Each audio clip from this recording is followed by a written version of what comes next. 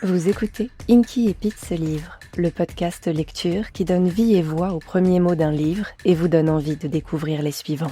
Et plus précisément, vous écoutez les Wishkipit, des lectures coup de cœur partagées par des auteurs et des autrices, des chroniqueurs et des chroniqueuses. Pour commencer 2026 avec une pile à lire remplie de magie et de paillettes.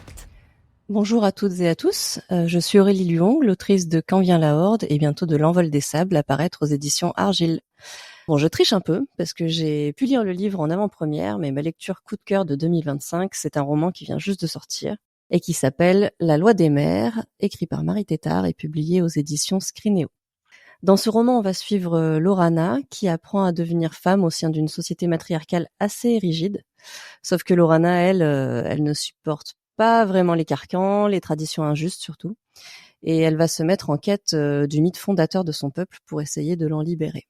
C'est un roman qui m'a profondément touchée et marquée parce que Marie Tétart a un vrai don pour faire exister ses personnages.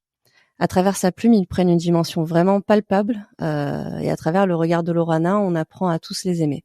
Sa mère, Marzel, son père qui sera mis à l'écart parce que homme, ses petites sœurs, Karl, son ami qui économise ses mots. En fait, on s'attache tellement à eux qu'on n'a pas du tout envie de fermer le livre et de leur dire à bientôt. Parce que heureusement, c'est qu'un bientôt, parce que le tome 2 arrive très vite.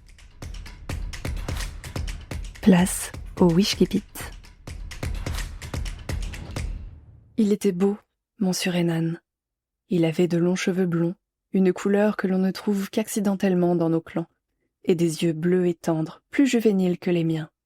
Cette gaieté insouciante m'étonnait, car il me dominait de quelques années en âge et il avait l'expérience qu'apportent les longs voyages.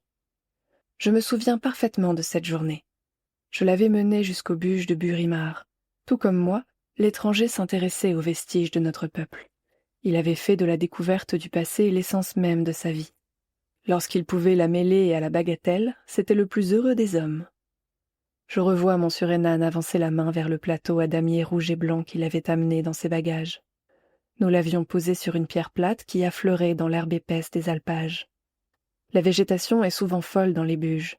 Les bergers n'y conduisent pas les troupeaux, question de superstition sans doute.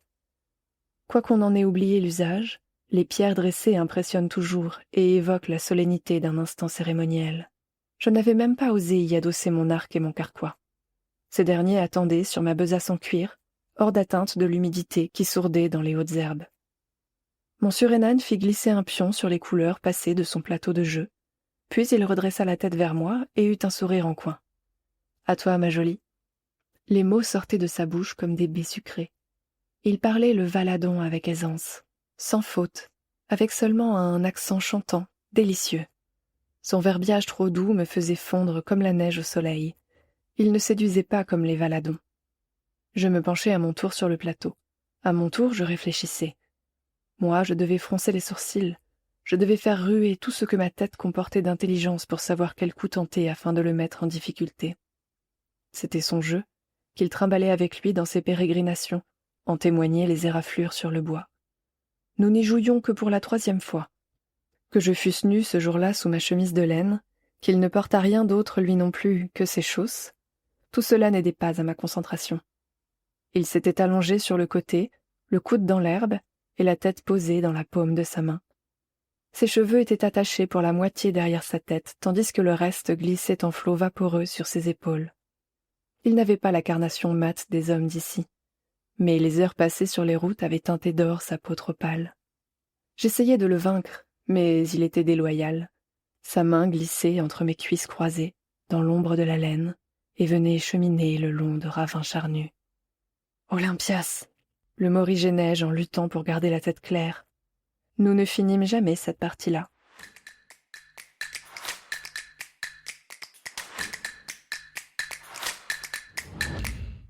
Pour 2026, je vous souhaite à toutes et à tous la réalisation de vos vœux et une année pleine de joie. Et je vous dis à très vite pour découvrir un nouveau Wishkipit.